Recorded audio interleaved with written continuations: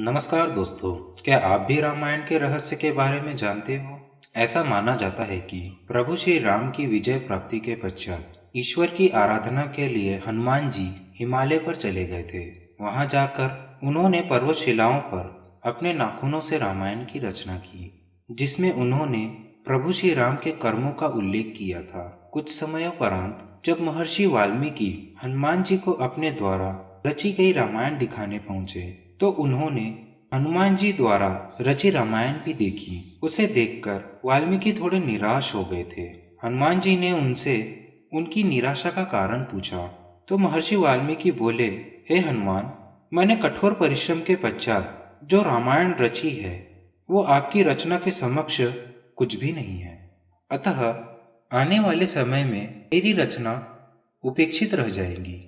यह सुनकर हनुमान जी ने रामायण रचित पर्वतशिला को एक कंधे पर उठाया और दूसरे कंधे पर महर्षि वाल्मीकि को बिठाकर समुद्र के किनारे ले गए और स्वयं द्वारा की गई रचना को श्री राम जी को समर्पित करते हुए समुद्र में समा दिया। तभी से हनुमान जी द्वारा रची गई हनुमद रामायण उपलब्ध नहीं है। तदुपरांत महर्षि वाल्मीकि ने कहा कि तुम धन्य हो हनुमान, तुम्हारे जैसा कोई दूसरा नहीं। और साथ ही उन्होंने यह भी कहा कि वो हनुमान की महिमा का गुणगान करने के लिए एक जन्म और लेंगे। इस बात को उन्होंने अपनी रचना के अंत में कहा भी है। माना जाता है कि श्री रामचरितमानस के रचयिता कवि तुलसीदास कोई और नहीं बल्कि महर्षि वाल्मीकि का ही दूसरा अवतार थे। महाकवि तुलसीदास के समय में एक पटलिका को समुद्र के किनारे पाया गया, जिसे कि एक सार्वजनिक स्थल पर टांग दिया गया था, ताकि विद्यार्थी उस लिपि को पढ़कर उसका अर्थ निकाल सके।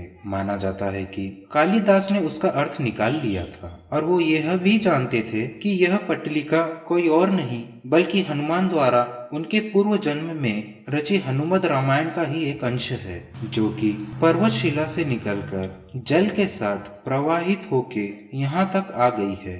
उस पटलिका को पाकर तुलसीदास ने अपने आप को बहुत भाग्यशाली माना कि उन्हें हनुमद रामायण के श्लोक का एक पद्य प्राप्त हुआ। जय श्री राम, जय हनुमान। ऐसे ही जानकारी प्राप्त करने के लिए हमारे चैनल को सब्सक्राइब करें।